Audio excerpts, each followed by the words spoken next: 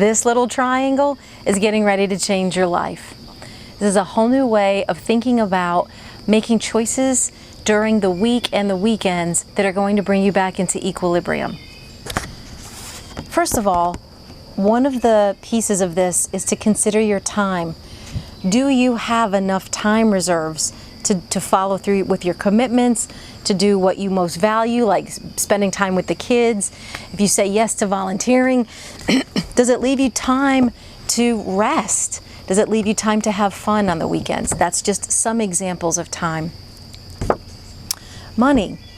Very often when there's no budget, kind of the wheels go off the car a little bit and we're like, hey, doesn't matter, let's go do this, let's go do that. Because we're not asking ourselves, do I have the money for this? And hold on a minute, what's going on, right? The last one is energy. And I want you to consider energy in terms of, do I want to do this? Do I physically have the stamina to do this? So let's talk about this in terms of everyday life. So in our family, one example has been, over the course of all the years, we do one thing sports-wise during the year.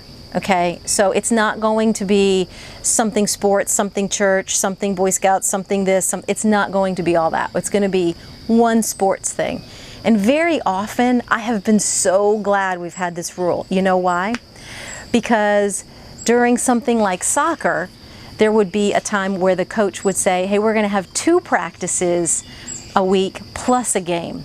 So what I thought was going to be 1 or maybe 2 nights a week is now 3. Now,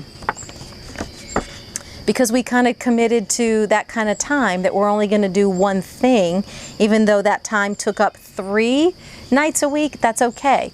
We had the energy for it. Why? Because we're not doing anything else.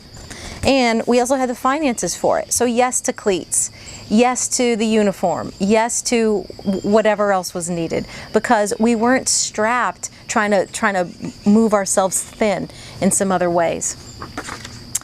Another way this can come up is like during the holidays, when there's family gatherings that we may or may not want to be a part of, but we're kind of committed to, and deep down inside we do want to be together with families, but sometimes they're tough to be with.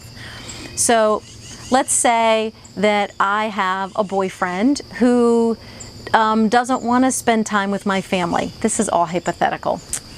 So we would start using this kind of language. So he would say, well, what's the expectation on gifts in your family? And I would say, but you know, between $50 and maybe $75 maybe per person. There's very few people, but this is kind of the thing. And what kind of time is expected?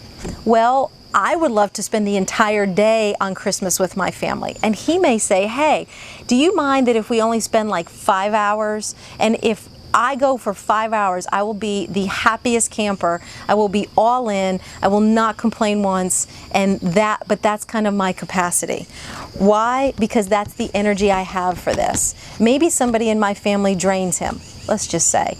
Maybe he's not used to more than 1 or 2 people.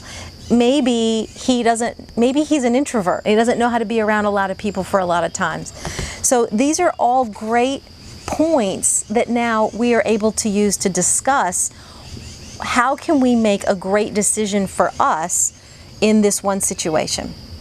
You are going to find ways to make this work for you. And I think it's incredibly powerful, and I look forward to seeing what you do with it.